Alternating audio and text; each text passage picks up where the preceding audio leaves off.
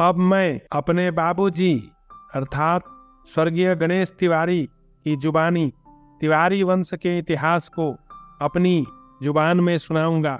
शब्द मेरे बाबूजी के हैं, बस जुबान सिर्फ मेरी है। तो आइए सुनते हैं तिवारी वंश का इतिहास।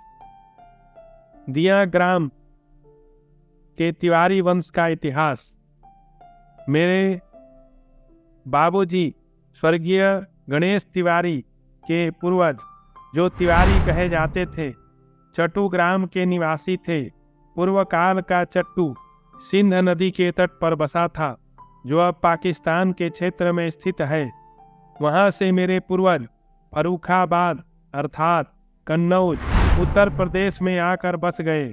फिर कन्नौज से मेरे पूर्वज दीघा जो छपरा बिहार में है वहां आकर बस गए। हमारे पूर्वजों ने तय किया था कि किसी डीह अर्थात स्थान को छोड़ेंगे तो वह डीह हमारे टाइटल के साथ लगा रहेगा। इसलिए जब हमारे पूर्वज दीघा से आकर दिया ग्राम में बसे तो उनके टाइटल के साथ दिग्वैत लग गया।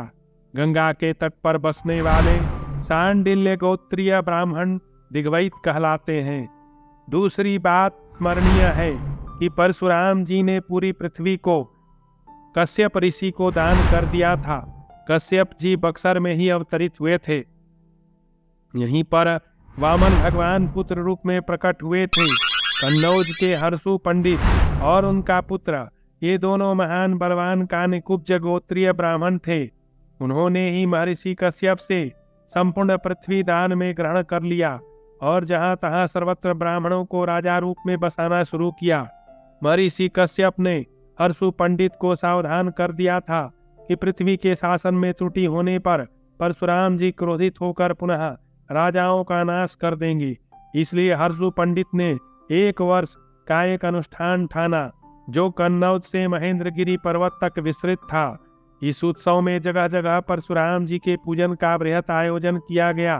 परशुराम जी को जब यह विदित हुआ कि विद्वान हर्षु पंडित ने सारी पृथ्वी का दान ग्रहण कर लिया है और राजवंशों का निर्माण कर रहे हैं, तब वे हर्षु पंडित को समझने के लिए महेंद्र पर्वत से नीचे आए। हर्षु पंडित ने जगह जगह विद्वान ब्राह्मणों का और कन्याओं को आमंत्रित कर रखा था, अतः हर जगह उन्होंने इस माध्यम से परशुराम जी का पूजन किया। कन्नौज पहुंचने पर उनका बृहत पूजन हुआ। हर्षु पंडित के सत्कार से प्रसन्न होकर परशुराम जी ने कहा। परशुराम जी बोले, राजन, मैं थक चुका हूँ, अब तुम मेरे रात्रि विश्राम की व्यवस्था कर दो।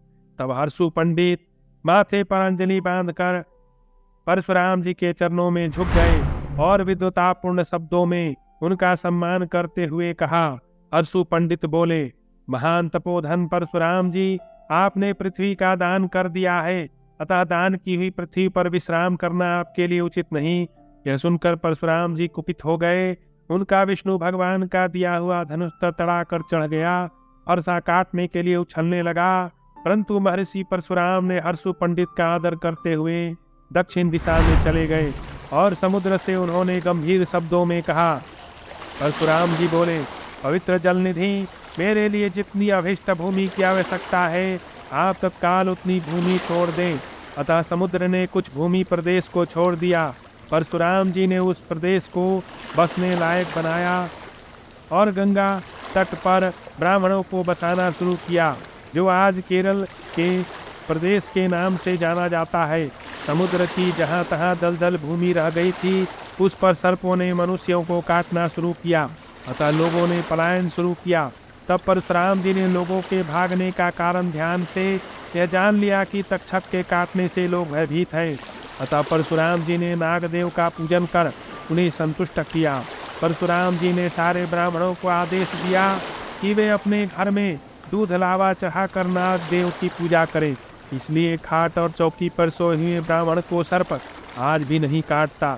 यह कथा एक पुराण में विस्तृत रूप से वर्णित है। अंग्रेजों के गजेटियर में इस कथा को लिखा गया है और इसकी पड़ताल भी की है। गणेश तिवारी ने इसे कानपुर के मारवाड़ी लाइब्रेरी में पढ़ा था। कन्याकुब्ज ब्राह्मणों का 360 पीढ़ी का वर्णन उस पुस्तक में है। जो आज सभी लाइब्रेरी में मौजूद है। हर्षु पंडित ने जब पृथ्वी दान लिया था, उसी कारण वे अपने ब्राह्मणत्व को हार गए। इस कारण ही आज के समय में हमें भूमिहार के नाम से जाना जाता है। दिया ग्राम में बसने की कथा। हम लोग दिया ग्राम के नतुहा हैं। महावीर बाबा जो दिया ग्राम के निवासी थे, के किसी पूर्वज ने दिग्वैत ब्राह्मण को अपनी लड़की दिया, विवाह किया, और वहां से जब कोई आदमी जब यहाँ दिया ग्राम अर्थात बड़का दिया में आया, तो उसने किसी ब्राह्मण कुमार को हर का परिहर छूते देख लिया, इसलिए वह यहाँ से नाराज होकर चला गया। तब फिर महावीर बाबा के पूर्वज अपने दामाद को किसी तरह मनाकर यहाँ ले आए और उसको एक घोड़ा दिया और कह दिया, इस घोड़े से जितनी जमीन नाप लोगे उतनी जमीन तुम्हारी हो जाएगी। ऐसे ही हम लोग बस गए। तेलिया के बगीचा से पूर्व की ओर गोसाई लोगों की मठिया नदी पार कर खड़गपुर पुरंदरपुर होते हुए कठार की सड़क पूरी भूमि को नाप दिया। यही उनकी भूमि हो गई। तिवारी वंश के पूर्वजों का वर्णन। तिवारी वंश के प्रथम पीढ़ी के पूर्वज सुथर तिवारी, प्राण तिवारी, रामचरण तिवारी तीनों आपस में भाई थे। अब सुथर तिवारी के पीढ़ियों का वर्णन सुनते हैं। सुथर तिवारी के दूसरे पीढ़ी में रामलगन तिवारी सुथर तिवारी के पुत्र हुए। रामलगन तिवारी के पुत्र तीसरी पीढ़ी में कबीर तिवारी हुए। रामलगन तिवारी के दो पुत्रियां भी थीं, जिनमें एक का नाम अतिया और दूसरे का नाम का पता नहीं है। अतिया का विवाह रमाज्ञा मिश्रा से हुआ था, जो हरिपुर बलिया में है, और रामलगन तिवारी की दूसरी बेटी जिसका नाम पता नहीं है, उसका विवाह दिया से दक्षिण दिशा में किसी स्थान में हुआ था। उस स्थान का नाम पता नहीं है। अब सुथर तिवारी के चौथी पीढ़ी का वंश का वर्णन सुनते हैं। अर्थात कबीर तिवारी के 7 पुत्र और 1 पुत्री हुई। कबीर तिवारी के प्रथम पुत्र का नाम बाबूराम तिवारी, द्वितीय पुत्र वासुदेव तिवारी, तृतीय पुत्र परशुराम तिवारी, चतुर्थ पुत्र गणेश तिवारी, पंचम पुत्र गजाधर तिवारी, षष्ठम पुत्र पुरुषोत्तम तिवारी और सप्तम पुत्र चंद्रमा तिवारी हुए। उनकी पुत्री का नाम पता नहीं है। अब आइए प्राण तिवारी के वंशावली का वर्णन सुनते हैं। प्राण तिवारी के दूसरी पीढ़ी में प्राण तिवारी के 2 पुत्र हुए, जिनका नाम रिसाल तिवारी और गोकुल तिवारी था।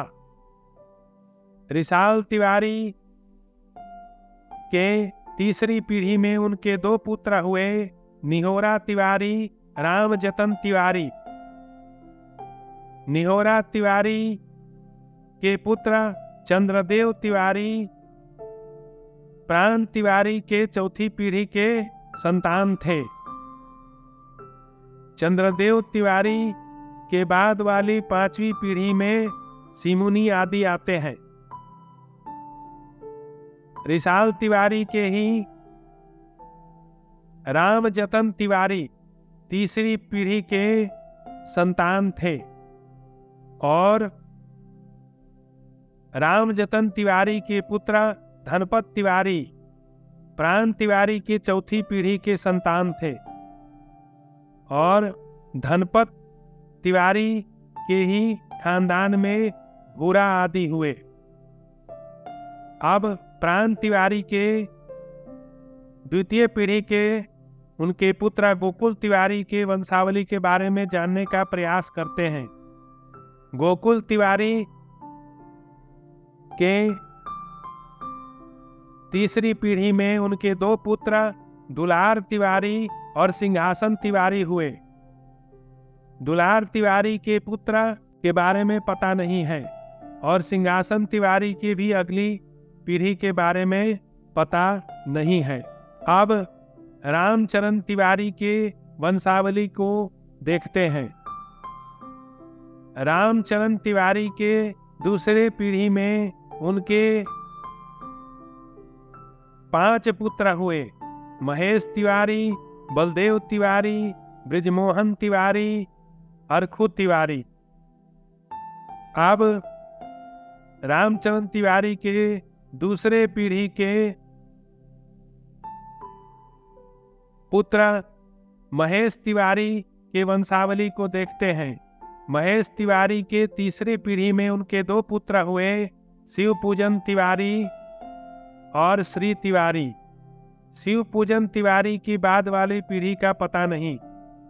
श्री तिवारी के चौथी पीढ़ी में रामजी तिवारी हुए और ब्रिजमोहन तिवारी के